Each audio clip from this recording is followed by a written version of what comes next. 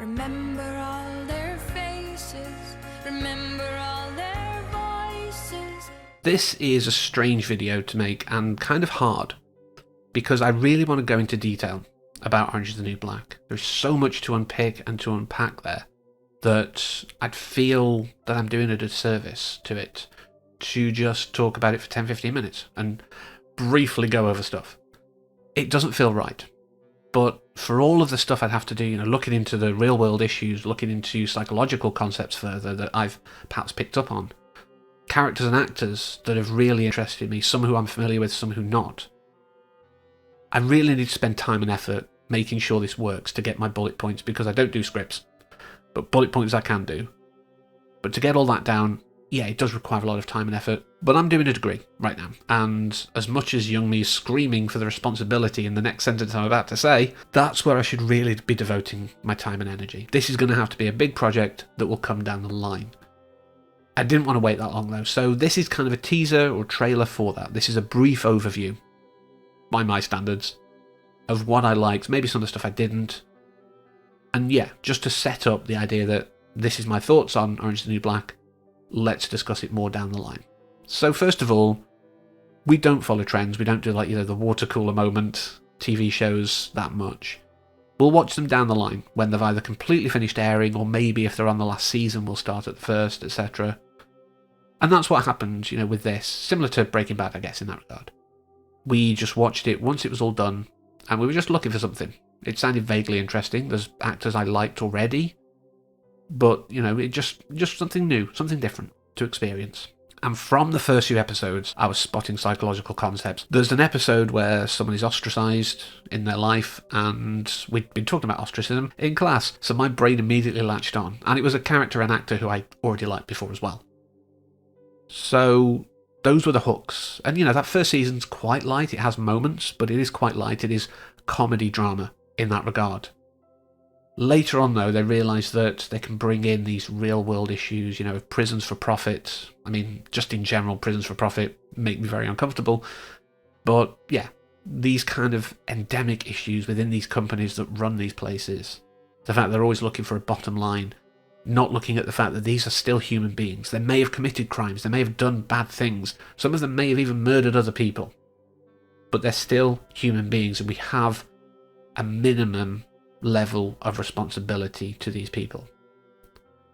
And that sort of clash of these are real people but they're criminals, it's so well done. And like I said, I can expand more in a later video on this, but everything here was so well set up. And yes, it went heavy, it went dark, but it made sense too. The fact that one of the darkest points in the whole series led to the creation of a fund, a charitable fund, says a lot. These aren't real people. There's a lot here that is based upon Piper Kerman's autobiography. But of course some of it is fictionalised.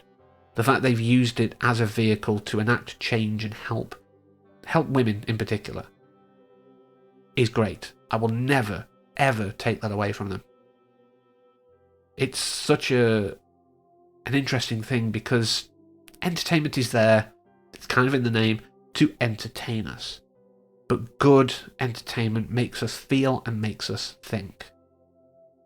And Orange is the New Black did both of those. There's so many characters here who feel like my family in some ways. Well, really good friends. There's some characters here who I absolutely hate, and I'm not one of these people who sees the character and the actor as the same person, thankfully.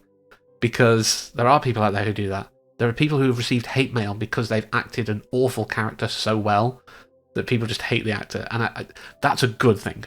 As an actor, if you're getting a hate mail because you've played an awful character, you've done it well.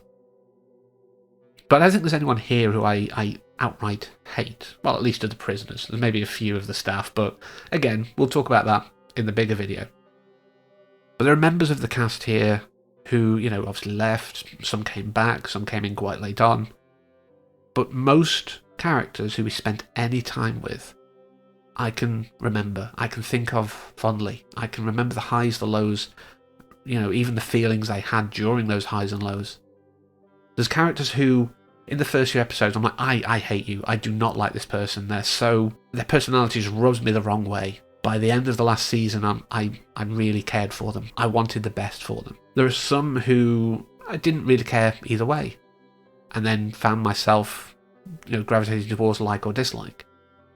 There's a few actors here who I've never seen in anything else, but seeing what they've done with the character, with some of these moments they've had to experience. Yes, okay, through acting, it's not real, but they still have to be in that mindset.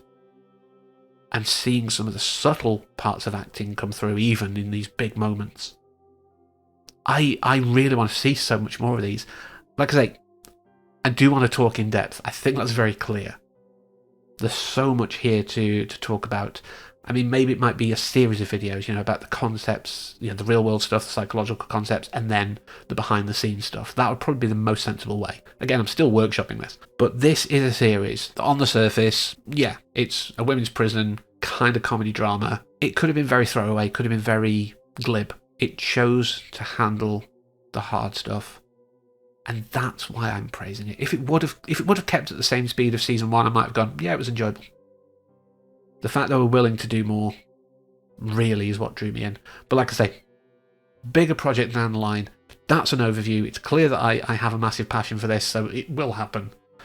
But for now, I'm going to just close the book there and pick it up in a few months. So thank you very much for letting me give you this brief tour. And until next time, as always, take care.